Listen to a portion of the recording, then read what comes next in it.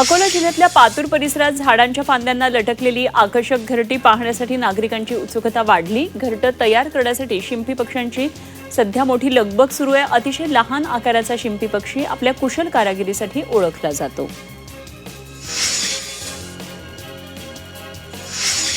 पुण्याच्या भोर तालुक्यामध्ये कामधडी करंदी रस्त्यावर बिबट्याचा वावर आहे। या परिसरामध्ये वारंवार बिबट्या दिसत असल्यानं नागरिकांमध्ये भीतीचं वातावरण, त्यामुळे बिबट्याला जेरबंद करण्याची मागणी करण्यात येते।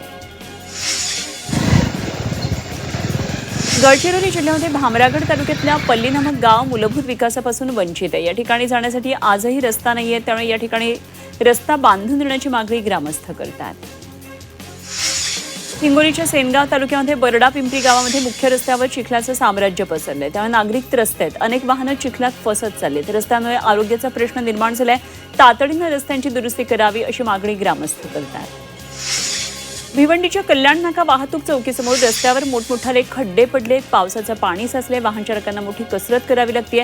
महापालिकेनं कोट्यवधी रुपये खर्च केल्याचा दावा केला असला तरी रस्त्याची दुरवस्था ही कायम आहे। भिवंडी आणि कल्याण ग्रामीणला जोडणाऱ्या वासुंदरी पिसाळ डॅम रस्त्याची मोठी दुरवस्था झाली आहे। रस्त्यावर मोठमोठाले खड्डे पडलेत, पावसाचं पाणी साचतंय, अपघाताचा धोका वाढत चाललाय।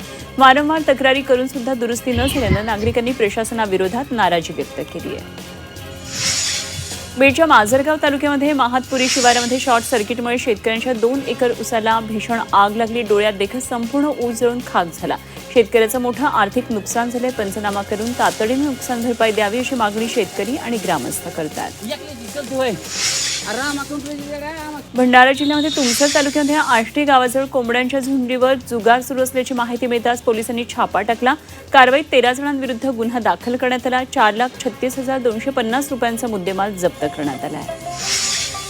नागपूरच्या कुही तालुक्यामध्ये साळवा गावामध्ये स्मशानभूमीत जळालेल्या चितेजवळ अंधारात अघोरी पूजा आणि जादूटोणाचा धक्कादायक प्रकार उघडकीला आलाय। साळवा गावामध्ये 51 वर्षाच्या व्यक्तीचं निधन झालं। त्यांच्या पार्थिवावर स्थानिक स्मशानभूमीमध्ये अंत्यसंस्कार करण्यात आले आणि दुसऱ्या दिवशी नातेवाईक अस्थि संकलनासाठी गेल्यावर अज्ञात व्यक्तीनं पूजापाठ केल्याचं निदर्शनास आलं। वाशिमच्या मानोरा तालुक्यामध्ये गादेगाव इथे ग्रामरोजगार सेवकाला पंचायत समिती कार्यालयात चप्पलेनं मारहाण करण्यात आली। घरकुलाचे मस्टर मुद्दाम टाकत नसल्याच्या रागातून हा प्रकार घडल्याचा आरोप आहे। तक्रारीवरून दोघांविरुद्ध गुन्हा दाखल करण्यात आला आहे।